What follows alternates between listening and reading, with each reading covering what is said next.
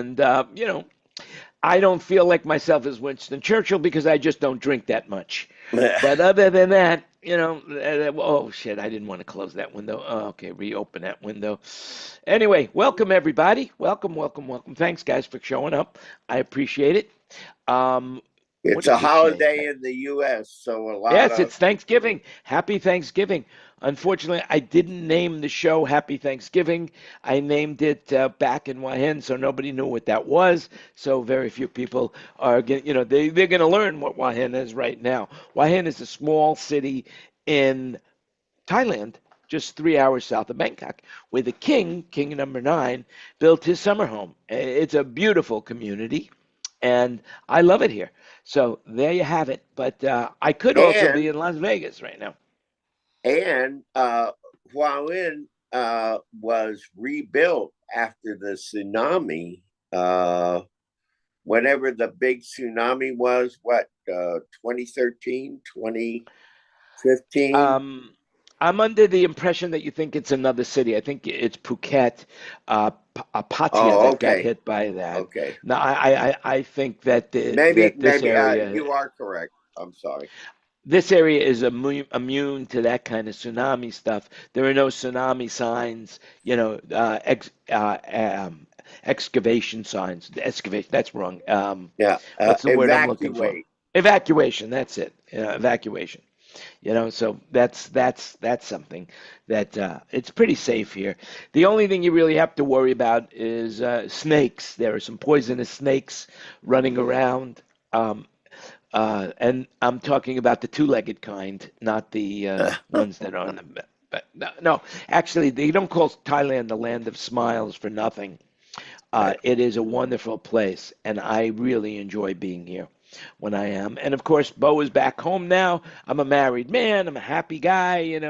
If you haven't seen the video, it's up on Facebook, so you can go watch it. It's also up on YouTube.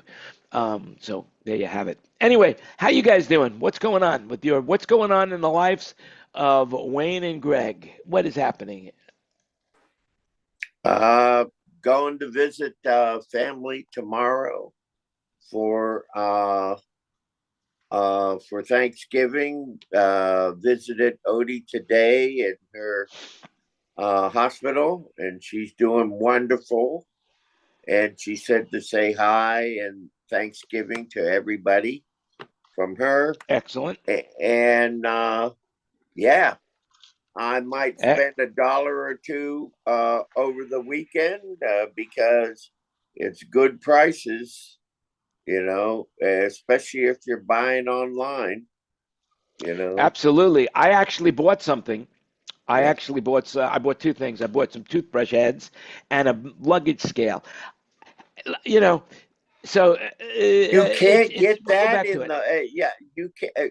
You can buy one of those in Bangkok for next to Not nothing. like not I'm probably could buy it in Bangkok, but what the hell? I had some credits on Amazon and I wanted to use them. Uh-huh. And this one, I like this scale. I like this scale. See, do you have a luggage scale? Yeah, I do. Okay, so But my I luggage haven't scale. traveled internationally since 2018. So, you know, it's going unused. If I knew you needed one, I would have put it in a box and sent it to you. Well, here's the challenge. The one that I have has batteries. Have those little button batteries. And every time I go to turn it on, the batteries are dead. And I bought it from Brookstone before everybody switched to 2032s, and these Right. batteries are 2035s. So I have no other Oh batteries man, but the they're hard to 2035. So find. Yeah. so every time I go out, I gotta go buy 2035 batteries. They are hard to find. And when you buy them the cheap batteries, they die anyway. But it doesn't matter. I find the button batteries are dying really fast. What about you guys? Do you find that? Not It particularly. depends on the device. I mean, motherboards on computers and laptops, those 2032s last for decades. Yeah, I don't get it, but the batteries that I have sitting in my drawer seem to die, more quickly than the ones that I'm using. Well, And I'll tell you something else. I bought a 12 pack of Energizer button batteries, 2032s from Costco. And when I got them home and started putting them in, half of them were dead already. well, the So great I, thing about Costco is to take them back. yeah, but once you take them off the board, you know, what am I going to do? Bring back a piece of paper and loose buttons and say, "Hey, take them back." Yep. So I called Yeah. Energizer and I'm sorry, Duracell, not Energizer, Duracell. Right. And they said, "Oh, we're really sorry. We'll send you a coupon for another pack." That was Well, then there three you months go. ago. I haven't gotten it Yes. yet. You know, What's the shelf life, Jan? it's supposed to be a long time. It's supposed to Yeah. be Yeah, I years. thought so. Yeah. You know. That's the 3-volt ones you're talking about, the little, Yeah. Yeah, yeah. yeah, yeah, yeah. The one in Anyway, my, just having. Yeah. Yep. Yep. Yep. You use But them in now you don't everything. I have to mean, worry about it because you got a new one inbound. and the one that I bought is rechargeable, so that way, if worst comes to worst, I gotta wait 5 minutes before I can use the scale. Right. And so that's why I bought it. By the way, I have a luggage scale for sale right now, with fresh batteries in it. Yes, you Yeah. too can own one right now. It's a good one. It's from Brookstone. You know. Which filed chapter 7 or 11 many years back. Brookstone makes some great products. I mean, they branded Oh some yeah, great they products do. It's like until, them and Sharper Image, and now yep. Bell and Howe are back. You know. Bell and Howell, yeah, they make that light that I saw in the commercial Yeah. that you put in your garage. Yeah, that's not Bell and Howe. It's a marketing company who bought their intellectual property rights. I mean the domain name. In their bankruptcy sale. When I think of Bell and Howell, I think of the early film projectors That's because, exactly what I was going to say. I think it's 16 millimeter. yeah, I mean, when I was a kid, and I mean, not a goat, but when I was a kid, back in public school, I was the head of the AV squad, and I used to have to thread the projector and then turn it on and show everybody the films, and that was really cool. I was also the head of the AV squad. I was head of the sound department, and you know that when I was 13.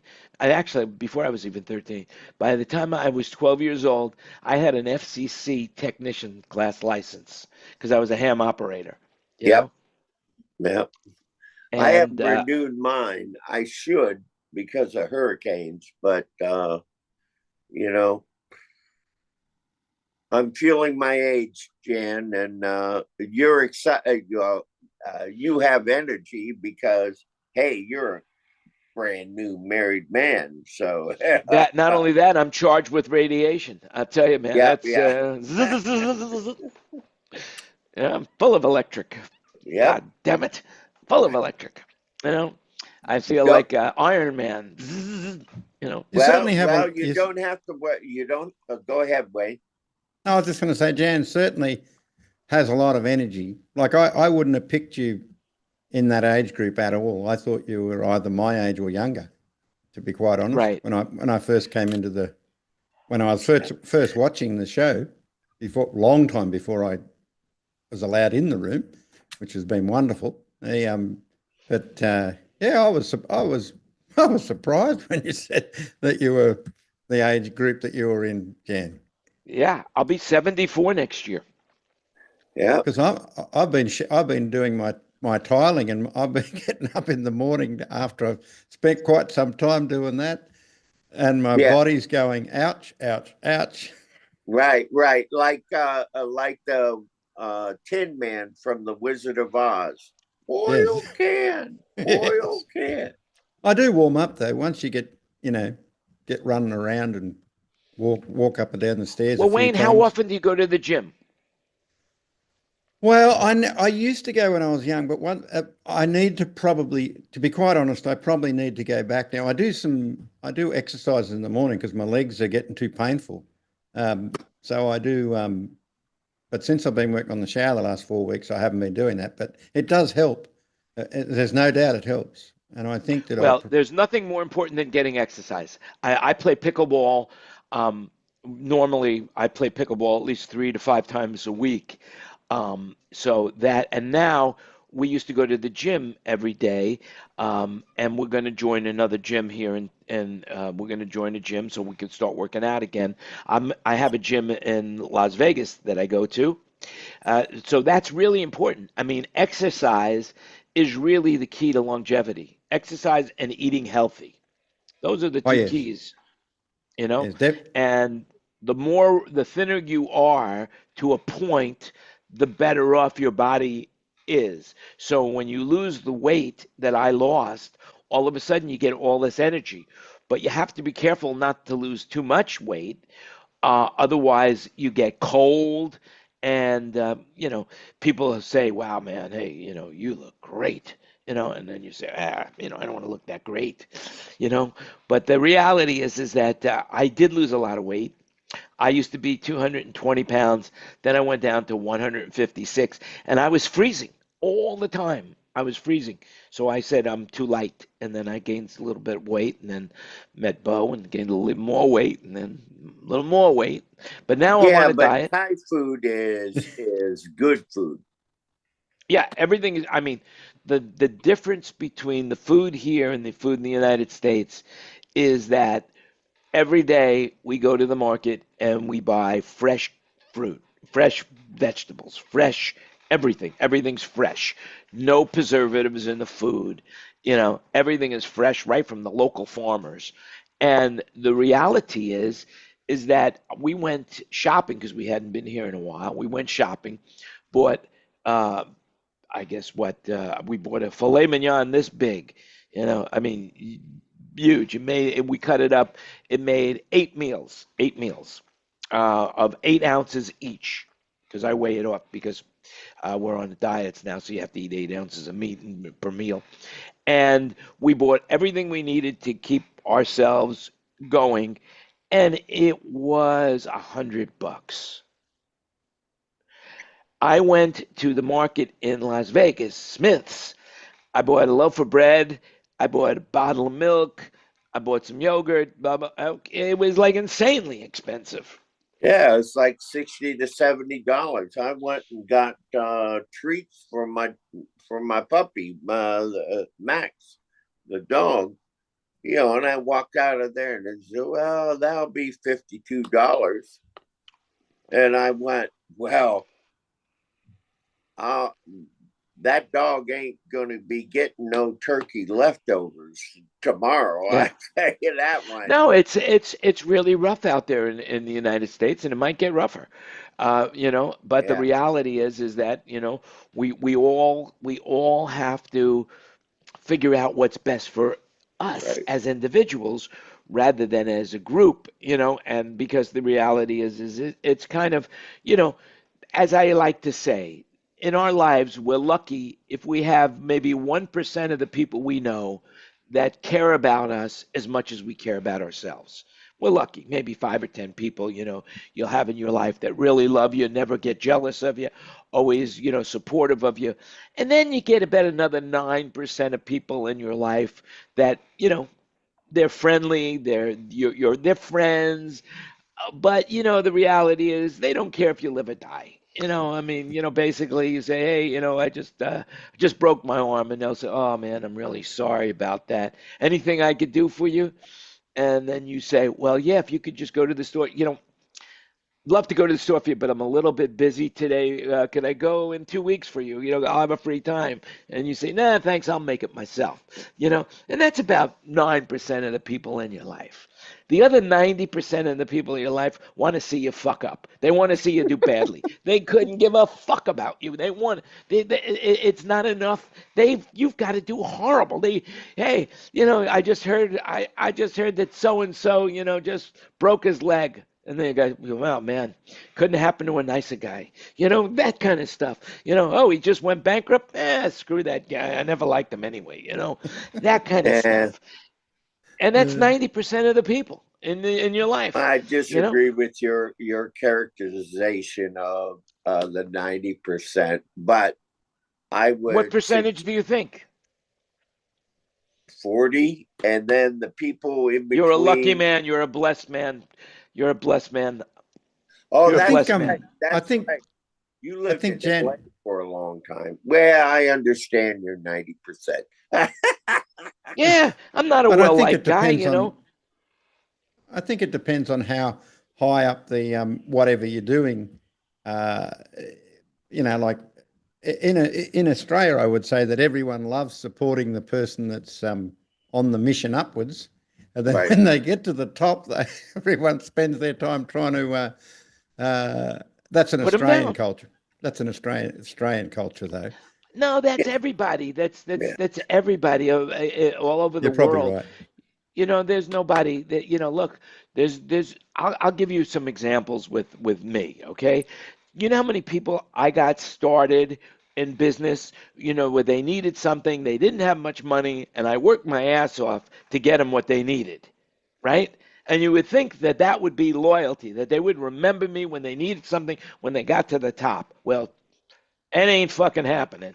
I mean, so many people now don't give a shit one way or another about loyalty.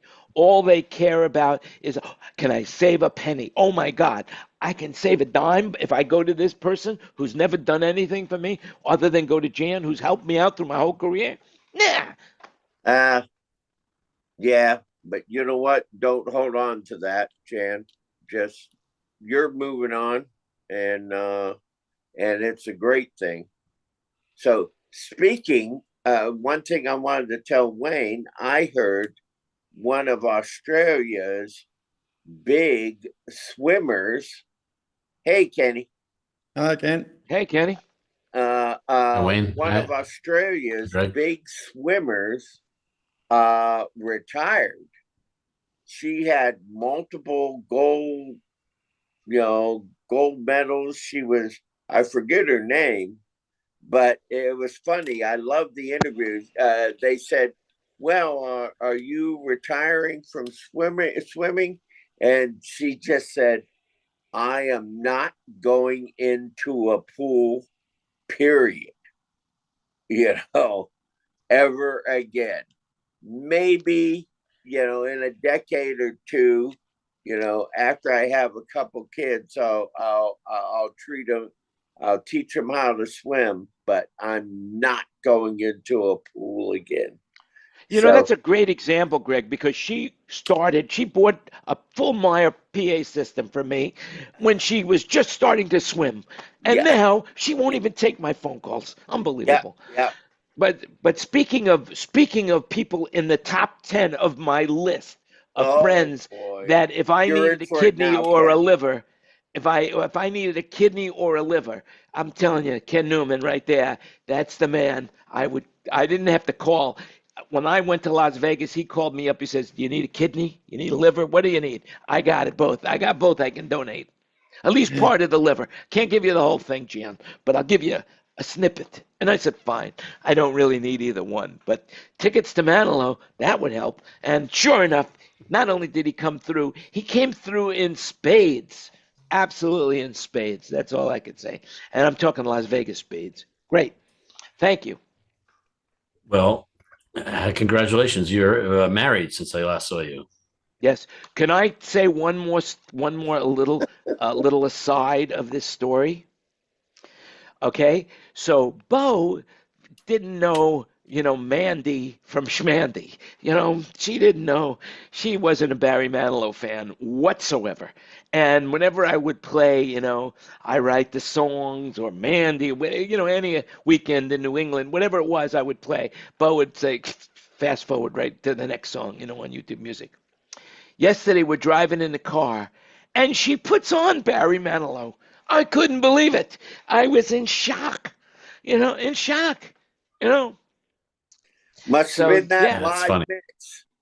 That's great. They're great written songs, though. All of that, great song. All of those the songs. yeah. So thank you.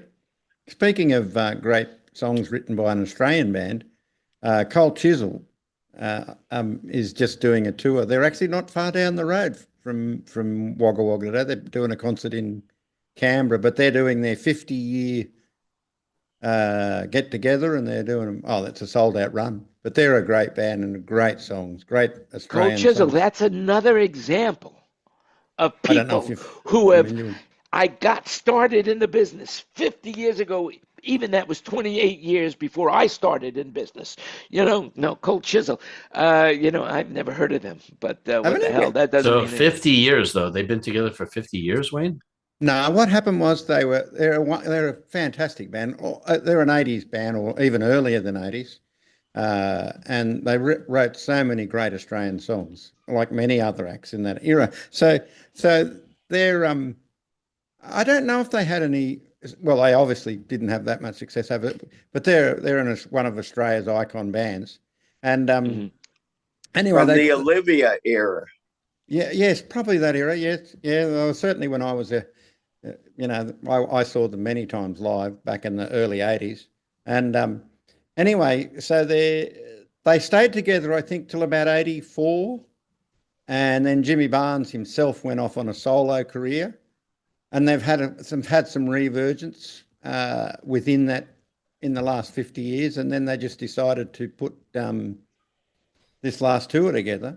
Yeah, because Which they needed the money. That's why. won't be Tell won't you, be the yeah. I often wonder about all that, but I don't think they did that for that. But nah, you're kidding. you'll have to Google them up because they're I would have thought that they were known over there, but They did it they're for old time's sake, eh, Jan? That's it, because they had nothing Yeah, better yeah. to do. They're sitting in That their and the tax retirement man. home, sitting in the wheelchair, saying, "My God, the old days. and We better get out there and cold chisel it." You know. yeah, they're in the era Yep. of they're in the era of who else was that would be like Crowded House or Split Ends and all of that and Midnight Oil, all that era. Great Australian rock bands, so many of them.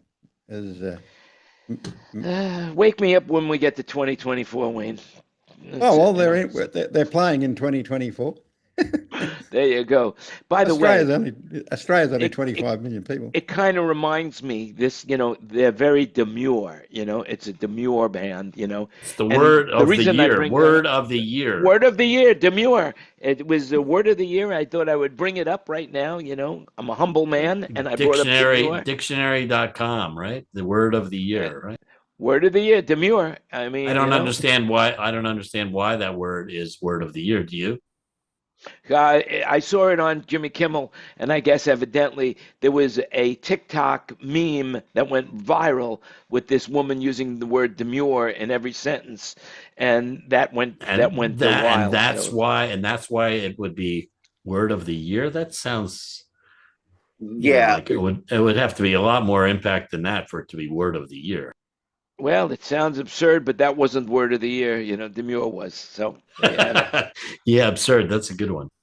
yeah, What things are So going that's on. what our political situation is. Well, yeah. yeah, not demure, that's for sure. That's That's for sure. Yeah.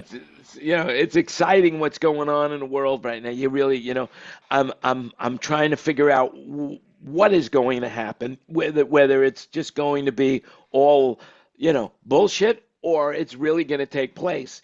I mean, for example, Mexico now is saying, "Hey, if you put tariffs on us, you're going to Yeah. lose, 4 zillion jobs, and Canada says, well, hey, we're gonna step into the game too, and I would Well, believe that nothing's going to happen per usual. I think that everything is going to be, status quo before it's all over and said and done. That's I all there is to wonder. it. Yeah, I think it'll shake up things a little bit, but you're right. In the end, it'll probably be back where we started, yeah, ish, Yeah, ish. because But bureaucracy is it's the bureaucracy. shakeup. It's the shakeup that they are a fan of, right? yeah. Yeah, bureaucracy is bureaucracy, and that's all there is to it. Well, I think it would It's be career suicide for them to raise prices on on consumers Right. by imposing tariffs on goods from Mexico, Canada, and China, which is exactly what's going to happen. The prices are going to go up, right? I mean, isn't that a given?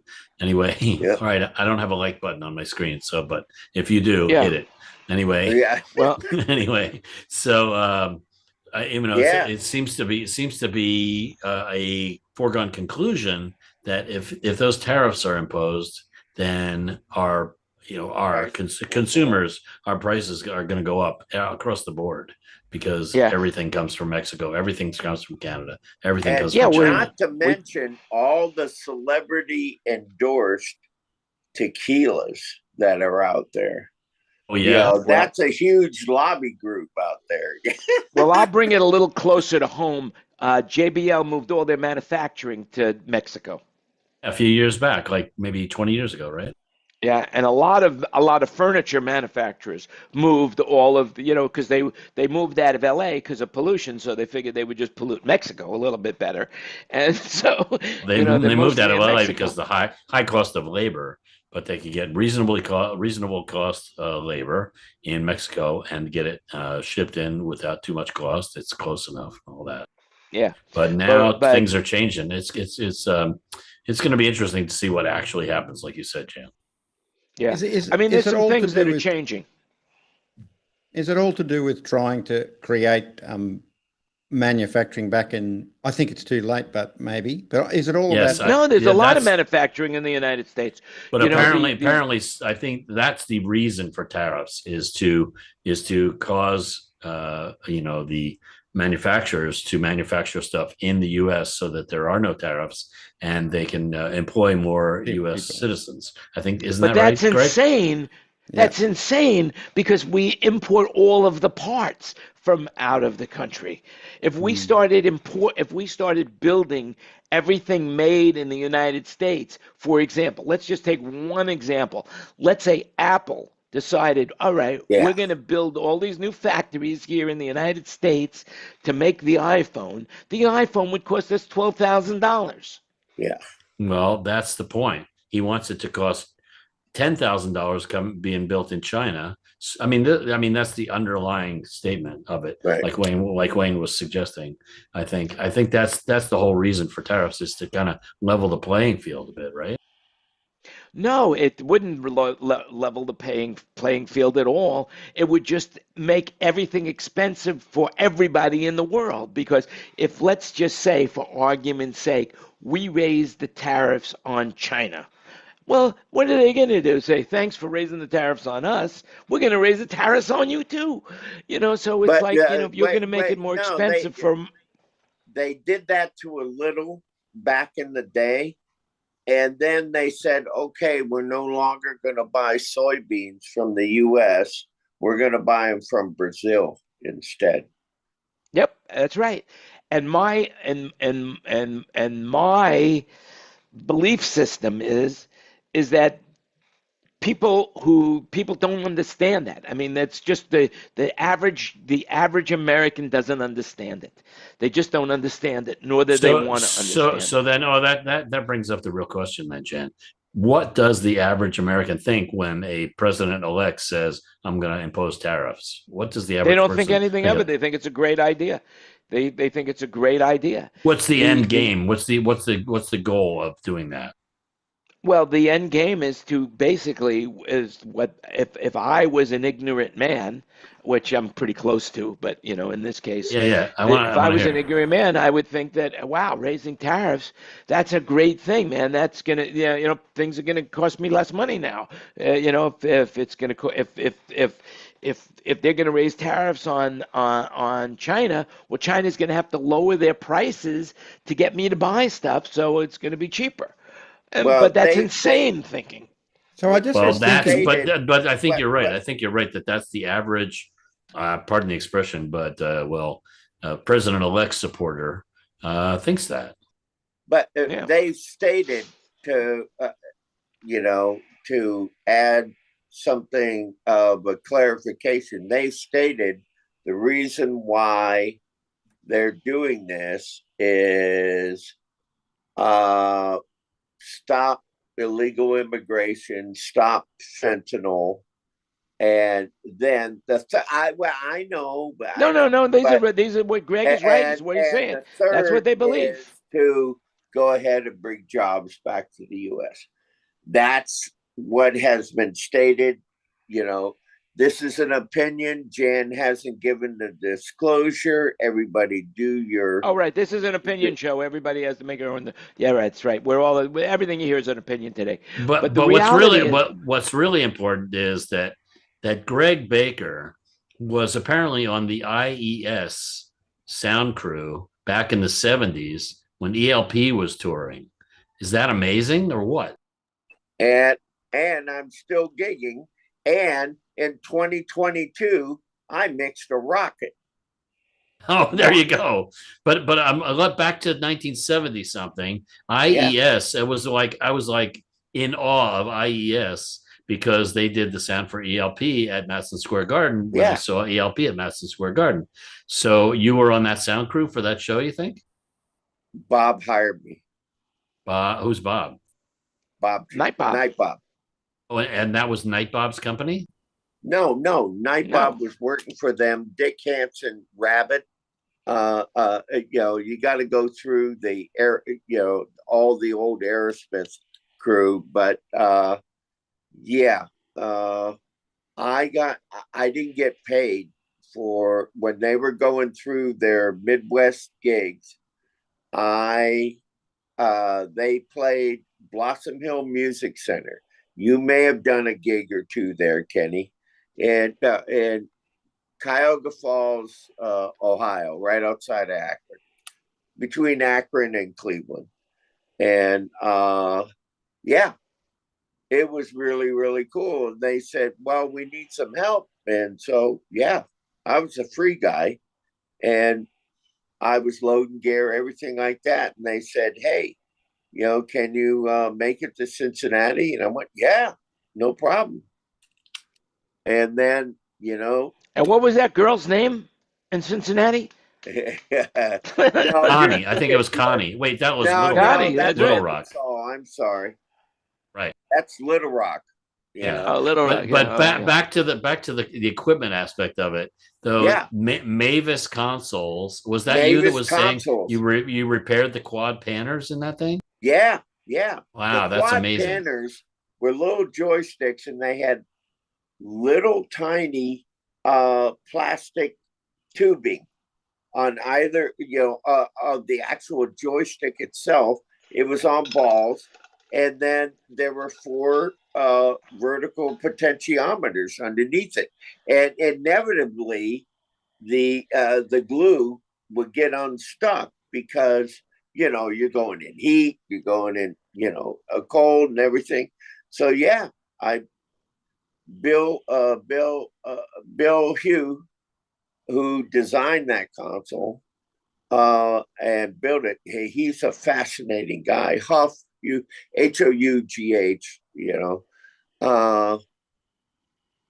is what the British call a boffin. He is the quintessential boffin. And he designed that console. It weighed more than one of those Claire Brothers flip-up piano consoles. I know you probably used. Oh yeah. Believe it or not, I've actually I have a picture of myself standing at a Mavis console, Greg. Oh, send it to me. Send it to me on Messenger. Yeah, if I can find it. But we were doing shows with a band called the Straubs. Remember the Straubs? Another English band. And I don't know, somehow I think they took me as like an extra helper on shows where our sound system wasn't even doing the gig. So I ended up on, like, oh, look, here's a Mavis console, because we didn't have a Mavis console at the company I worked for. But some gig we did, they used a Mavis console. Well, so I have a picture. There were only 6 Mavis consoles that ever made it from IES Europe to the US. And those are, I'm talking 30 quad consoles. 9 were made. Wow. One of them is in the Rock and Roll Hall of Fame. But didn't you donate that to it? No, David Hartstone did it. Donated it. Now there's lots of other smaller Mavis consoles out there, but the most interesting thing is the center console that did all the grouping, and you can pan the entire PA or an entire subgroup. There was only 3 of those made. And, you know, I mean, for somebody, Chris Hewitt just got one of the Who's Mavis console. Chris Hewitt is the guy who put together Pink Floyd's PA, and with all the original, the original Allen and Heath board, and all the phase linear amps and everything. So he's doing it as a historical project. So he just got a brand new Mavis, and you know, Wow. you know, so Wow, that's very cool. yeah. Well, so that's definitely history. I was reading that you were involved with that ELP tour, and I was like, wow, that is like so cool. And then didn't Yes also use a Mavis console? Yep. Yeah, it's the thing, man. Those Absolutely, English bands, but not in full quad. right. I went to see both ELP and Yes. Those were my favorite bands, and I went to see them at Madison Square Garden at least twice each, and it was just really cool. Yeah, I got to Yes. I think it was 74, because I knew how to repair a Mellotron. Oh, neat. And wow. we had 3 Mellotrons on that tour, and on any given time, 2 of them, sucked. Were out. Yeah, right. Yeah. It's a very mechanical device, electromechanical device. I mean, mechanical part of it just didn't stand up to traveling. Right. We had them on the Strubs also. Worse than a piano. Way worse. Oh, yeah. I mean, it was like a toy compared to a piano. Yeah. But the end result was so cool that you had to have it. It was. I mean, it really was. And, well, Rick was a prima donna then, and, well, should he be, but the crazy thing about that tour, Kenny, is no matter where you stood on stage, you can hear the tang of Bill Bruford's snare every time he hit it. Sure, yeah. Well, my story, I think it was either ELP or Yes, one of those Madison Square Garden shows. I went to the mixed position. I'm a kid. I'm like 16, 17, 18 years old, something like that. No, it had to be 17. Anyway, the point is I was young. And I go to the mixed position, and there's some old guy standing there, and he's not the mixer necessarily. He's just standing there. And I was just checking it out. And he goes, and he starts talking to me. And he says, what you really need is because I told him I do sound for the band that I work, little local band, right? And so he says, what you need is an Aphex. I said, what's an Aphex? He said, it's this thing I invented. And he gives me his card. His name was Kurt Nofel. He was the inventor of the first Aphex. And I was like, I thought Marvin Caesar was the. He's the Aphex guy, but he's not the inventor. Yeah, this guy Kurt was apparently the inventor. I mean, I'm going by what I've heard. I'm not positive, but anyway, I think Kurt was Kurt Nofel, is that his name? Yeah, was the inventor of the Aphex. He invented it by accident. He had a Dynaco SCA-80. And he would built the kit like wrong or something, and so it made this amazing sound coming out. And he's like, "Oh, I wonder how I can make that happen without all the other stuff." And so he made that happen without all the other parts to the SCA-80. Anyway, that was really cool for a young kid to be welcomed by an older guy. And he just said, check it out sometime. And it turned out look how it influenced your whole life. Product. Exactly. Yeah. You know what? Your whole life has been influenced by that. What's neat about those days, Kenny, it was basically you had a high pass and a low pass filter, and 3 broad filters per channel. That's it. And maybe if your band could afford it, you could do a channel insert. And you don't have to worry about bus correction because it's analog, you know, Mm-hmm. And it's just crazy. Those And were the days, right, Greg? Those were the days. absolutely, absolutely.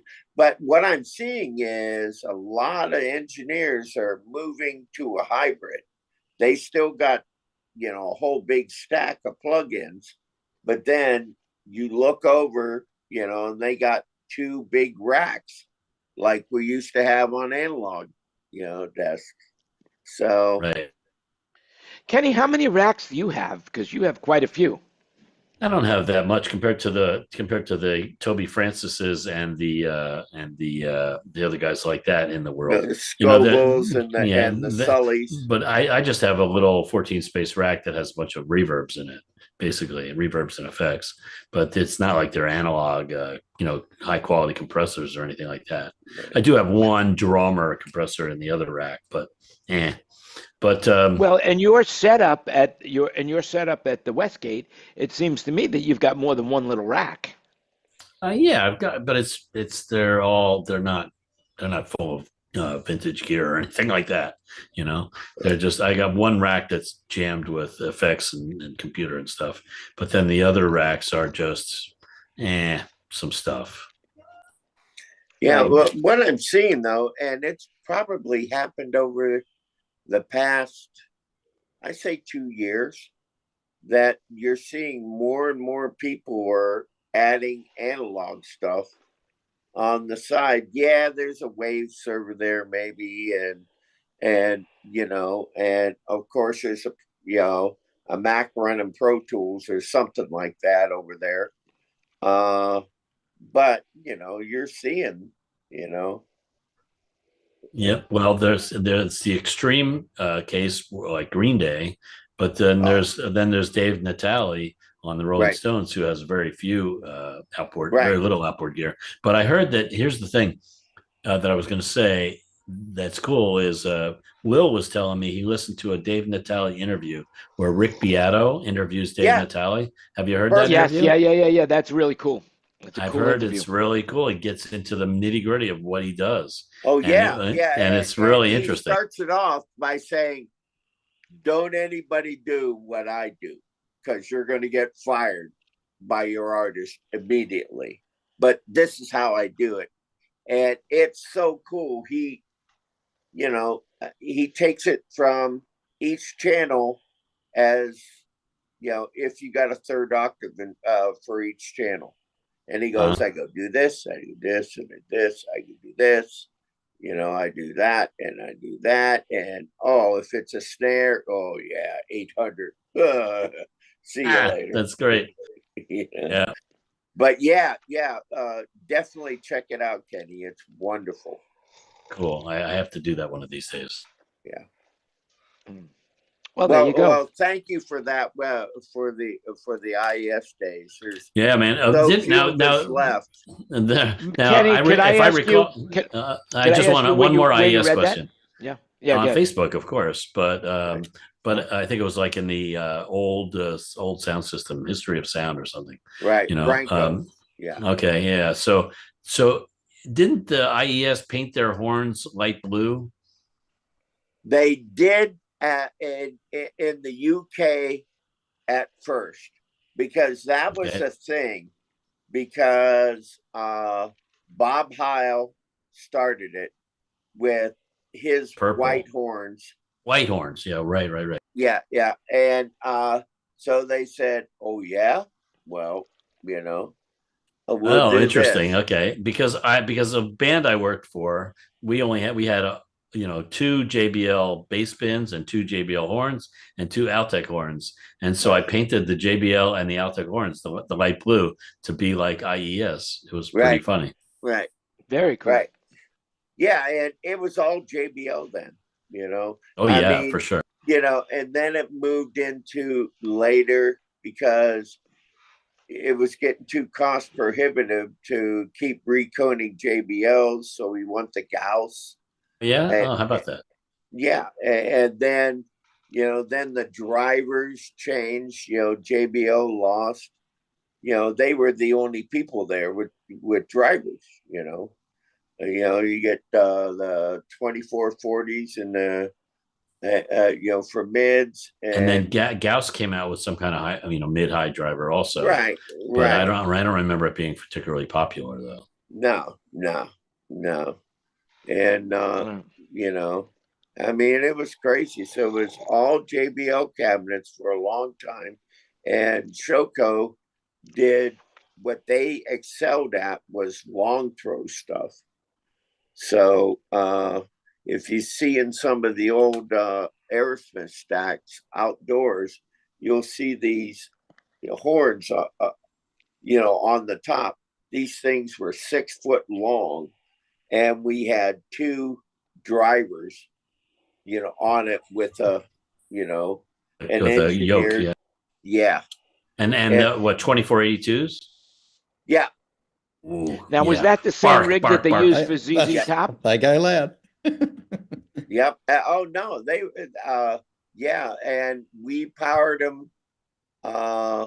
Each driver had their own channel. At that time, it was BGW was just coming on the scene, but they were all DC 300As. A's. So, Oh, good. Yeah. yeah. Good. The good stuff. Yeah. Oh yeah. Now, Greg, was that the same rig that Shoko used for ZZ Top, or did they use a different rig? No. Well, we're talking outdoors only. You rarely saw their long throw stuff until then, because they also had a long throw, high velocity 2x15 bin, and it was, again, it was 8 foot long, and had 2 drivers on it. Tasco somehow finagled to buy some off of Shoko. I don't know what that deal was. But we took out the JBLs and put in the new Gauss in there, and then threw BGW 750s on them.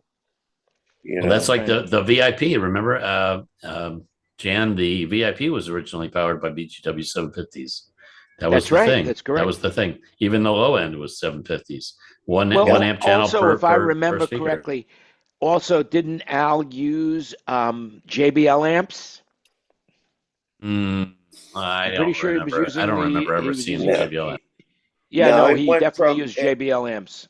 And then Crown came back with their PS2s to go up against BGW 750s after that, because there's only so far you can, push a 300A. DC 300A, a PSA 2 or something like that. Yeah. PSA 2. No. That's it. Yeah, was A1 big though, right? Switched Wasn't over. it? Yeah. Isn't that PSA 2 like 5 spaces or something? Yeah, it's 3 spaces. Oh, was it? Oh, okay. Yeah, or maybe it was 4, but it was bigger than a 300A. So right, that's what I'm thinking. Yeah. How about that? Yeah. Well, good for you that you worked with all that cool stuff. That's amazing. Yeah. The BGWs were pretty reliable, but weren't they, compared to a phase? Compared to a phase linear, anything's reliable. Yeah. Yeah, but I've still got transistors. So good. So God, yeah. They sounded good, the phases, eh? I was a house sound guy at the Agora in Columbus for quite a while, and what stood us apart, we basically had a JBL IESPA per side, okay, but they were powered by Marantz 250s, and what we did was each speaker had their own channel of a Marantz 250, and man, that PA just sang. It was wonderful, and nobody could touch it for so many years. Yeah, but that was really inefficient using a half a channel on each speaker, Yeah, but I tell you what you picked up on inefficiency, you picked up on fidelity and the dynamic range. When you hit a kick, unEQ'd hit a kick with, well, at that time it was RE20s and D12s were new. So that's how old it was. Well, Greg, you Huh? just threw something out that was, it was like for you, it was just a throwaway line. But to me, it really sunk in my head immediately and saying, why isn't he talking about this? You worked at the Agora Theater Yeah, in Cleveland. In in Cleveland. Columbus, not in Columbus, not Cleveland. Cleveland. Hank Col- Latani hired me at the Columbus Agora in 1971. So How How many long? acts How did long you did you work see? there? in and out. I went in and out to the Agora until basically it was no longer the Agora. I mean, how So, many acts did you see oh that must have man, blown your fucking mind? oh man, I mixed, Dizzy Gillespie. We had so many acts along that time. AC/DC's first gig in the United States was at the Agora. Queen's first date in the United States was at the Columbus Agora. It's the longest running rock and roll club. It's I now know. called, That's why you just said, "Oh well, I worked at the Agora," and you were off to the next subject. yep, No, yeah, that is history, baby. That is amazing. yeah. And it's a wonderful place. It's a wonderful hall. It's called the Newport News now. But yeah, I was hired by a man, Gray Ingram, and he left to do sound for Jay Giles, and then got hired on The Doobie by the Duke. Brothers. Yep, Yeah, by I the know Doobie. Gray. Yeah. Yep, Yeah, and he went on to work for what, SSL or something, right? yep, he did. Yep. So So listen, so it says here that in 1974, Rush was there, Kiss was there, Queen and Kansas, yep. Boston was there, Blondie, Iggy Pop, David Bowie, Mahogany Rush, AC/DC. Oh my God, all these bands. I got to click on next. And the most of them used the house PA system. You couldn't tear down the house PA system. That And you wasn't know what the allowed. most amazing thing about that was, Greg? The average ticket price was like $7. Yeah, yeah. How in the world 50. did they make money? Yeah, and the Well, New no, Riders of the Purple Sage on November 29th, 1970, New Riders of the Purple Sage and the Grateful Dead on the same yep. show. And then Beach Yep. Boys in 1972, Genesis in 73, Climax Blues Band in 74, Genesis again in 74, Bruce Springsteen in 74. Oh my God, it just goes on. Genesis was 74 was The Lamb Lies Down on Broadway. And they had the full sets, everything. And it was incredible. And that was still Peter Gabriel before he, went off the deep end. He was brilliant, absolutely brilliant. Yeah, I mean, so many people played there. It's and Gray designed that sound system. No And kidding. then, Well, that's interesting. yeah, and then I was there as a caretaker, and Because then my connection to Gray was that I wanted to work for the Doobie Brothers like nobody's business. So I was like, come on, Gray, come on, hire me on to be your drum mixer, hire me on to be something. Come on, I want to do something with you on the Doobie Brothers show. And I just would bug him every. he had that. once in a while. He had an API desk on that tour, and the Community Light and Sound PA. Remember that with the Leviathans? Yeah, sure. I mean, I do Yeah. remember the Community. I don't remember it on that show, but when Yeah. I worked on that show, on the Doobie Brothers show before Gray, and they had okay. Stevenson interface consoles and a Uh-huh. Serwin Vega PA. That Lord. was not good. That was not good. Yeah. Well, I will tell you, we have something in common, Kenny. The first professional act, the first act that I ever mixed was the Doobie Brothers at the Ventura Theater in Santa Barbara. Yeah, I remember That's you it. telling That us was about that. Yep. That's it. And I mixed the show with I was working for a company called Soundstorm Systems. I really wasn't working for them. I just happened to have a VW van and they needed an extra vehicle to get the equipment up to Santa Barbara, up to the Ventura Theater. And so yeah, actually What that was year it. would you say that might have been? Oh, 1972, 3. They had just had Listen to the Music. That was when Listen to the Music had come out. Okay. And I had just left New York, and it was huge in New York. But in California, nobody gave a shit about it. And like only 7 people were in the audience. It was a Yeah. really badly. And I remember after the show, you know, they were sitting on the couch on the stage, and they were so bummed out that they were thinking about breaking up.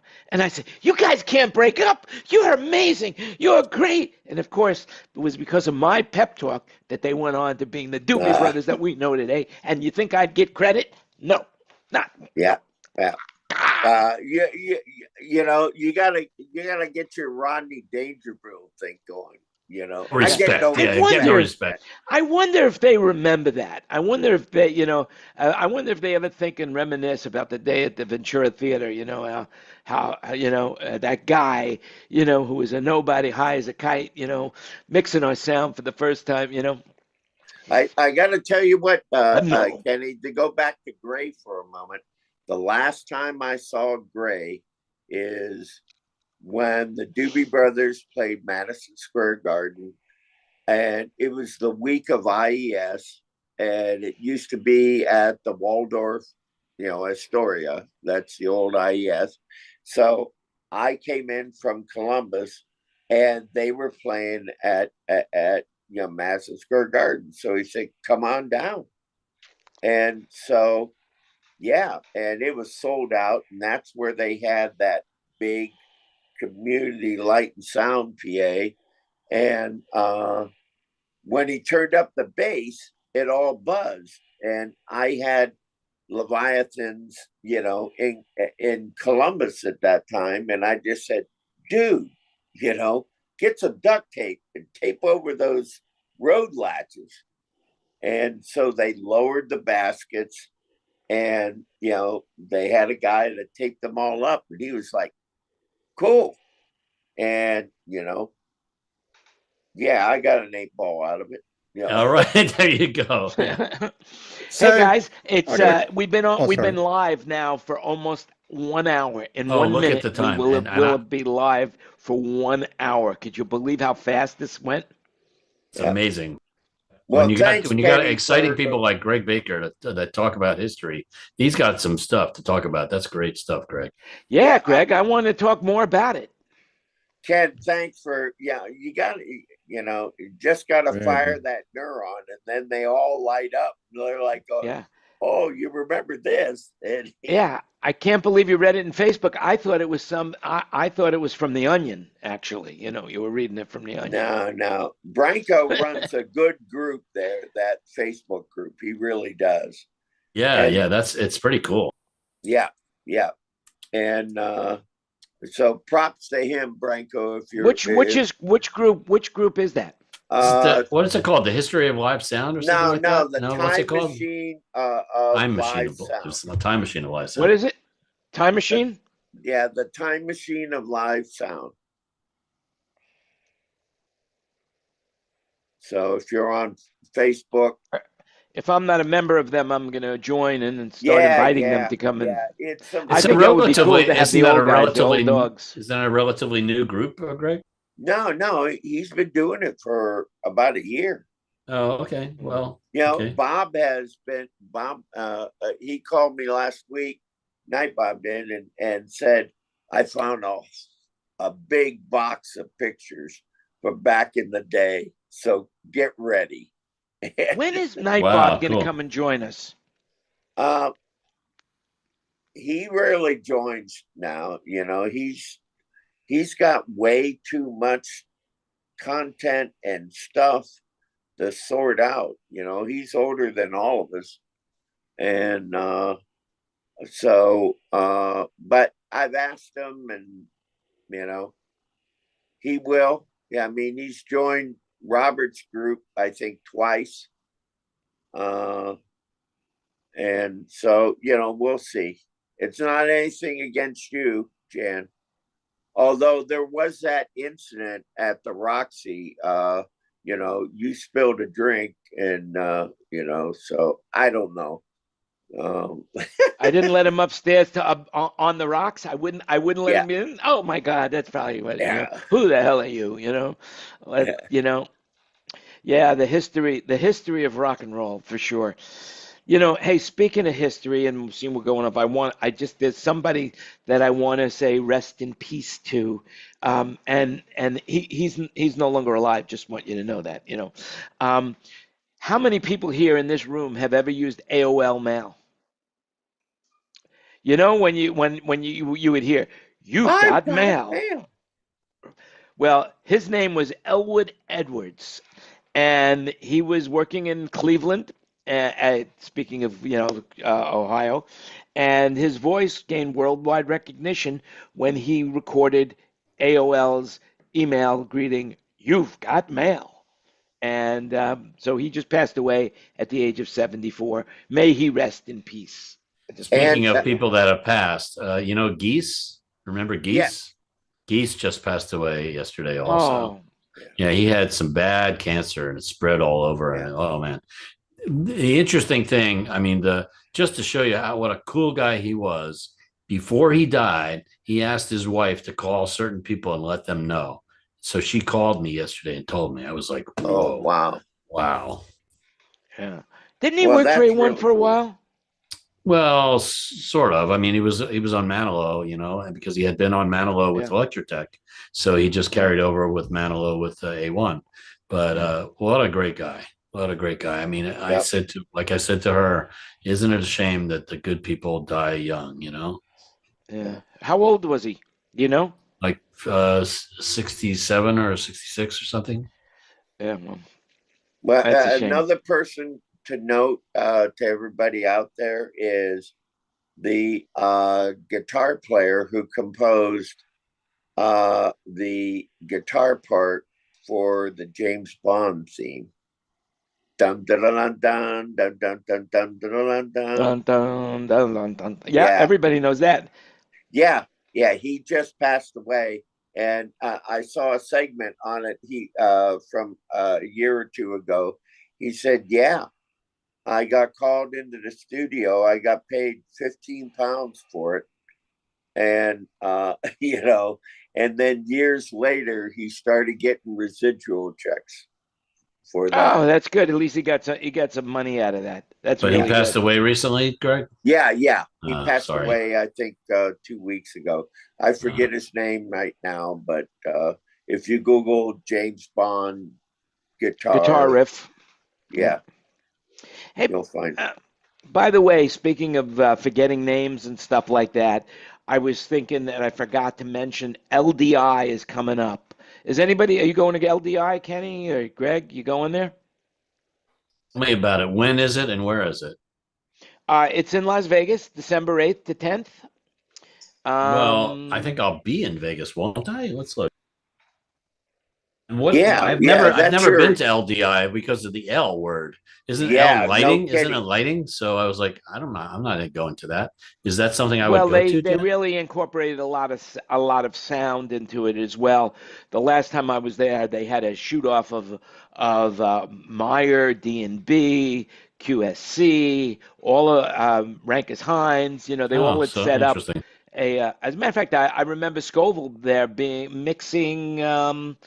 He was playing through one of the speaker systems. Maybe it could have been the Anya, but Def Leppard. Didn't he work for Def Leppard for a while?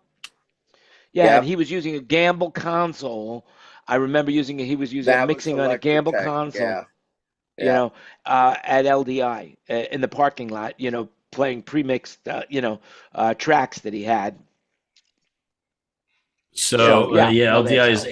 8 through 10, huh? Yeah, well, those are the three Yeah, days I will not be in Vegas, but all right. So, speaking of Vegas and speaking of where you um, are you doing any shows during Formula One?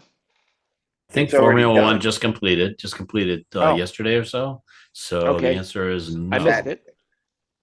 because the city is nuts when Formula One is happening. So I think shows.